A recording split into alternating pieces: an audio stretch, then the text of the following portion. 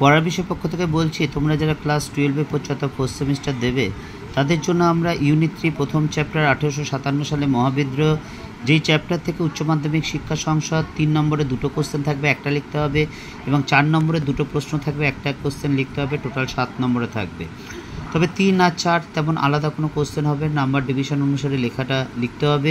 এবং এই চ্যাপ্টারে আমরা সাজেশন বা বেশ কিছু গুরুত্বপূর্ণ প্রশ্নের উত্তর দিয়ে দিয়েছি এবং সেগুলো বুঝিয়ে দিয়েছি। এবং এই ভিডিওতে আমরা আরেকটা এই চ্যাপ্টার থেকে খুব গুরুত্বপূর্ণ একটা 3 বা 4 নম্বরের প্রশ্ন নিয়ে আলোচনা করব, নোটটা দিয়ে দেব এবং সেটা আমরা আলোচনাও করব, বুঝিয়ে দেওয়ার চেষ্টা করব। কারণ আমরা মনে করি দীর্ঘ 23-24 বছর শিক্ষকতার ক্লাসে দেখেছি যে যতই ভালো লেখা হোক না কেন, সেই নোটটা যদি তুমি বুঝতে না পারো তার কোনো গুরুত্ব না থাকে। ঠিক যেমন খাবার যতই ভালো হোক না কেন, দামি হোক বা সুস্বাদু হোক বা যাই হোক না কেন, সেই খাবারটা যদি তুমি হজম করতে না পারো তাহলে কিন্তু সেই খাবারে কোনো দাম থাকে না। কাজেই আমরা চেষ্টা করছি পড়ার বিষয় পক্ষ থেকে তোমাদের যেই নোটটা দিচ্ছি সেগুলো বুঝিয়ে দেওয়ার, যাতে তোমাদের বুঝতে একটু হলেও সুবিধা হয়। এবং এক্ষেত্রে আমরা কতটা সফল হচ্ছি সেটা কিন্তু তোমরাই বিবেচনা করবে, তোমরা আমাদের জানিও। যদি ভালো হয় সেটা বলো, খারাপ হলেও বলো, কারণ আমরা বুঝতে পারবো আমাদের ভুল ত্রুটি। তো আর কথা না বাড়িয়ে চলো আমরা এই চ্যাপ্টারে একটা 3 বা 4 নম্বর উত্তর শুরু করি, যেটা কিন্তু তোমাদের উচ্চ মাধ্যমিক যে 21শে ফেব্রুয়ারি তোমাদের ইতিহাস পরীক্ষা আছে সেটা যাতে তোমাদের কমন পাও। দেখো, কোশ্চেনটা হচ্ছে 1857 সালে মহাবিদ্রোহকে কি জাতীয় বিদ্রোহ বলা যায় কি না।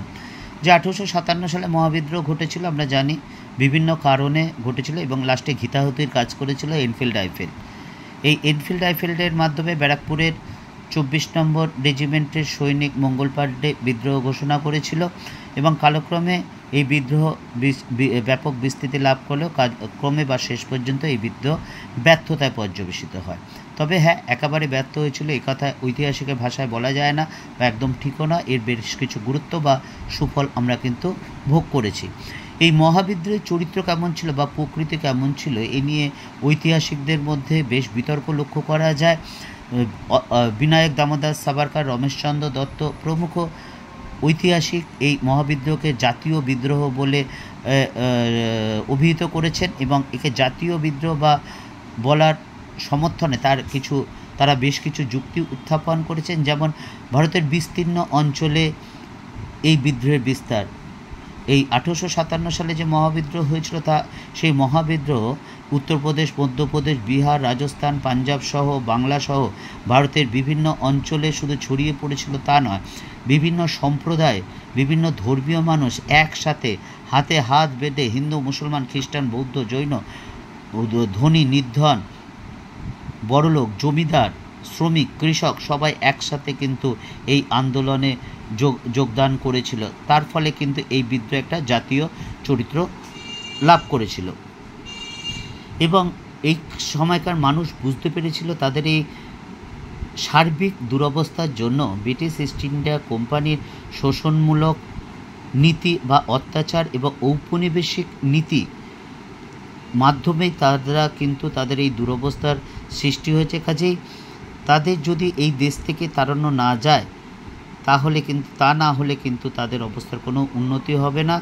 তার ফলে তারা সংঘবদ্ধভাবে ভারতীয়রা, আপাময় ভারতীয়রা এখানে জাতি, ধর্ম, বর্ণ নির্বিশেষে সবাই হাতে হাত রেখে ব্রিটিশদের বিরুদ্ধে কিন্তু ঐক্যবদ্ধ আন্দোলন গড়ে তুলেছিল। এই কারণেই এই সাভারকর, রমেশচন্দ্র দত্ত প্রমুখ ঐতিহাসিক কিন্তু একে জাতীয় বিদ্রোহ বলে অভিহিত করেছেন। কিন্তু আরেক শ্রেণীর ঐতিহাসিক কিন্তু তারা এটা মনে করে না, একে জাতীয় বিদ্রোহ বা প্রথম স্বাধীনতা সংগ্রাম স্বীকার করে না। তারাও বেশ কিছু যুক্তি দিয়েছেন। যেমন প্রথম যুক্তি হলে এই আন্দোলন প্রধানত উত্তর ও মধ্য ভারতে সীমাবদ্ধ ছিল এবং 2 নম্বর কোনো কেন্দ্রীয় সংগঠন বা ঐক্য গড়ে ওঠেনি। 3 নম্বর ব্যবসায়ী, শিক্ষিত, মধ্যবিত্ত, জমিদার মানুষ এতে কিন্তু অংশগ্রহণ করেনি।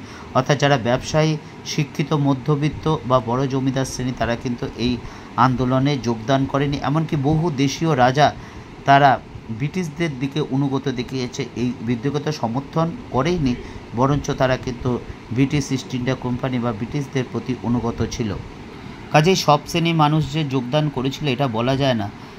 তবুও এই বিদ্রোহ যে জাতীয় বিদ্রোহের চরিত্র দেখা গিয়েছিল এবং ভারতের মানুষের যে স্বতঃস্ফূর্ত যোগদান এবং ভাবাবেগ যে তীব্র আকার ধারণ করেছিল, এটা নিয়ে কোনো সন্দেহ নেই।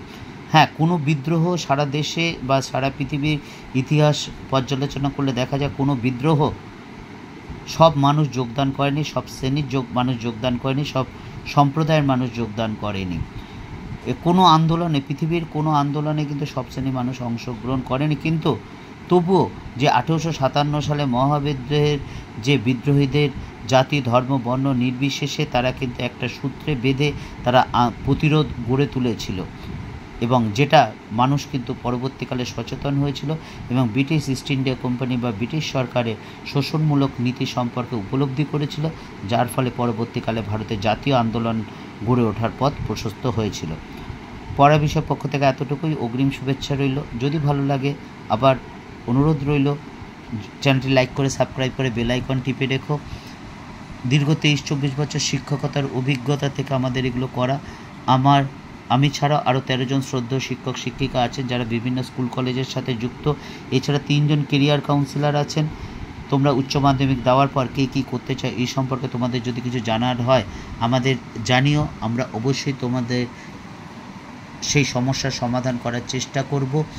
পড়া বিষয় পক্ষ থেকে এতটুকুই। অগ্রিম শুভেচ্ছা রইল সকলের জন্য।